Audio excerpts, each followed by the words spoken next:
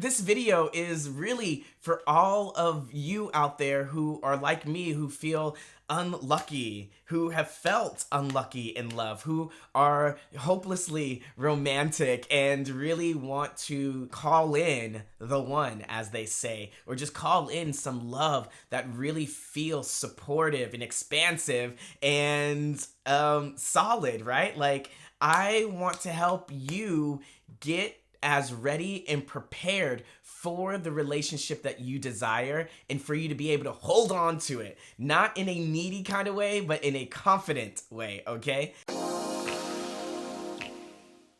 At the beginning of the year, now it's already September, but at the beginning of the year, I was really focused on manifesting love. This has been one of the trickiest things for me. It's manifesting love, and I'm really good at attracting people to me. And just as soon as they come in, they seem to go away. This is a habit that I've been noticing, and maybe for you, and I've kind of felt like I was unlucky in love, and I've been really sitting with that and trying to figure out where is the disconnect, because I can manifest money, I can manifest a job, I can manifest a new apartment, I am in a new house, and so like all of these things are really easy for me to manifest, except for love. As I was kind of rummaging around and trying to figure out my energetics, I came up with some really solid questions that I began investigating.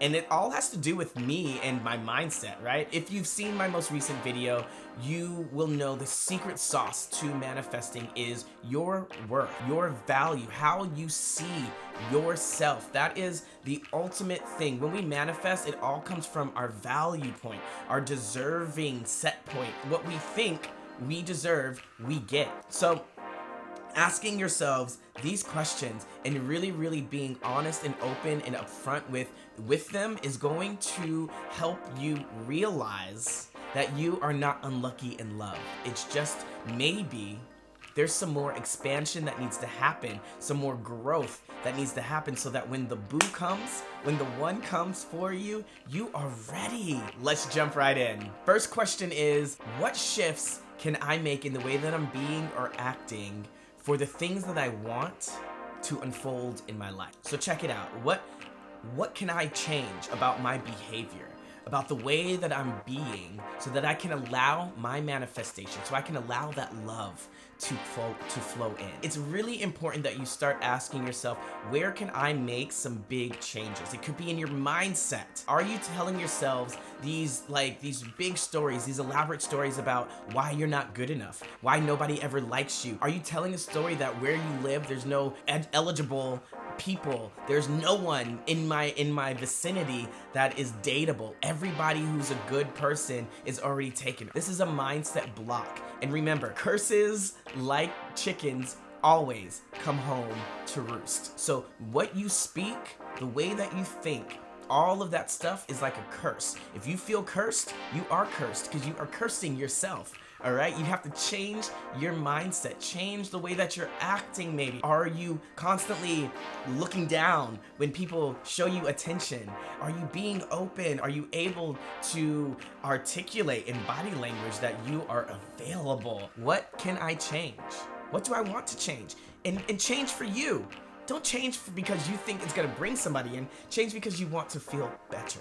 You want to have that open line, right? If you want to be a magnet of love, you have to be that charge. You have to exude it. You have to be attractive to it. Now, this next one might be a little triggering, but it's really being upfront and saying, could I be exasperating the situation? Could I be could I be the problem here? And I think that's why a lot of the self-work is really necessary. And if you're here right now, you've probably already understood that there's some deep-seated changes. There's some change that needs to happen within. So understand, are you combative? Are you argumentative? Are you unwavering and really unmoving in being able to work with people?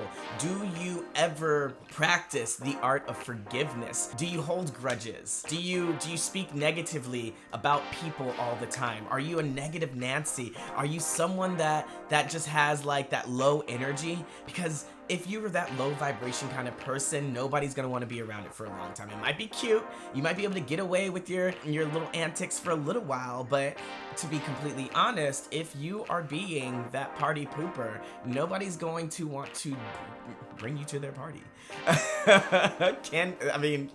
Right?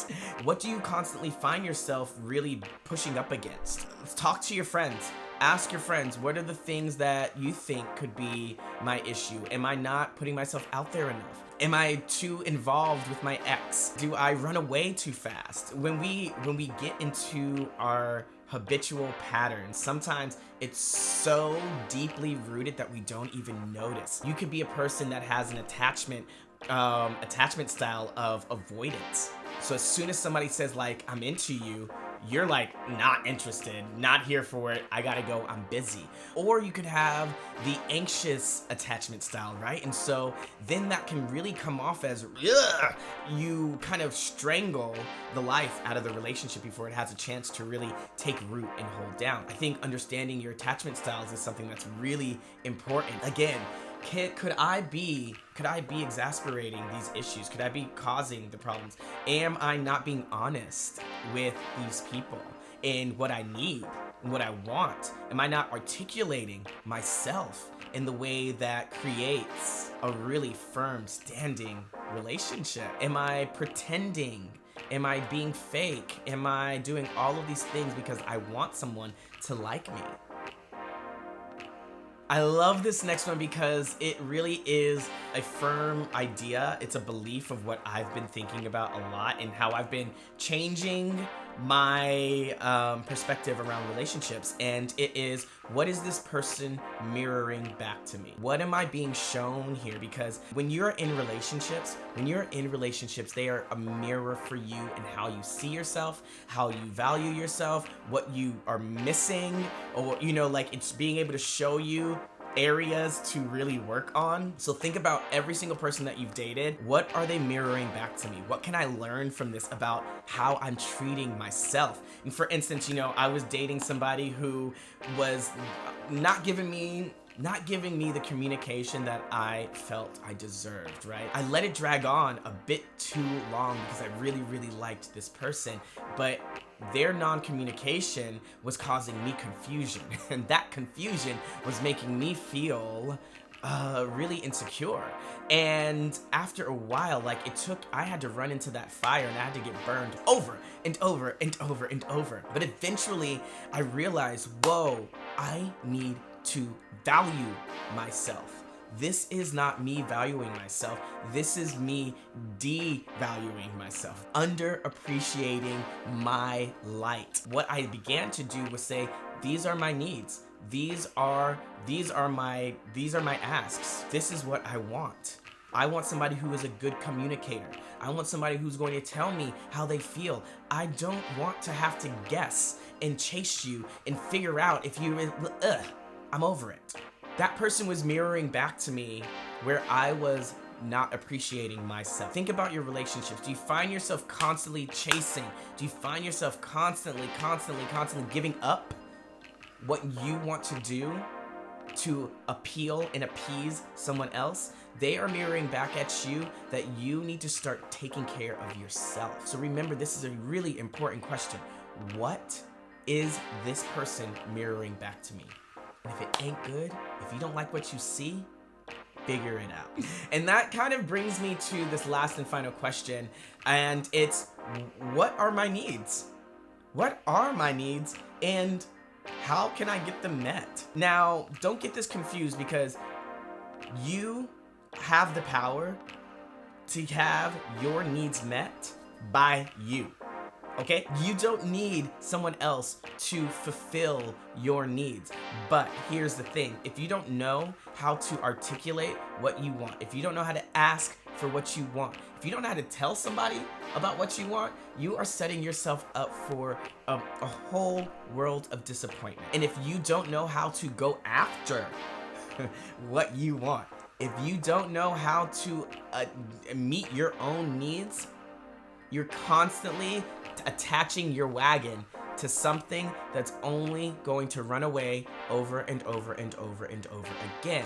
Okay? So what are your needs? How do you feel fulfilled? How do you need what makes you feel happy? Make yourself feel happy. How do you feel accomplished? Start doing those things that make you feel accomplished. What are my needs and how do I get them met? If it's not from Boo, you gotta do it. That's it. That is it. That's all. What do I need to? How do I get my needs met? I'm gonna tell you. I'm gonna tell homie over there what my needs are. And if they can't, if they're like whatever, that's not me. Great. Peace. See you later. I'm gonna go and do me. Now, this is the thing, right? We are never unlucky in love. Never unlucky in love. What we want to understand here is that our perception of our world, our relationships, the way we move about, it has everything to do with inside. When we begin to really change the inner world, when we really begin to get curious about our mindset, about our thoughts, about our patterns, about trauma, about the things that we're carrying around like bag ladies, you know, when we're able to really get deep into that and start making those changes, we then are able to change the world around us. Now, I have been manifesting relationships left and right. I tell you what, every time one person goes, another person comes in. And there's some exciting stuff happening in my world right now for that, and I cannot wait to share that with you more, but I'm gonna keep that locked down for right now because I'm still working on myself. I'm still working on me. I want to make sure that I can hold what is coming to me. And think about it. You're not unlucky. You are a love magnet. You are filled with love. Love is exactly who you are. And if you want it, it's going to be there for you. Thank you so much. Comment, like, subscribe if you haven't done so already, and you can check me out on Instagram at Terrell Cherry. I am here. Here we are. I'll see you later.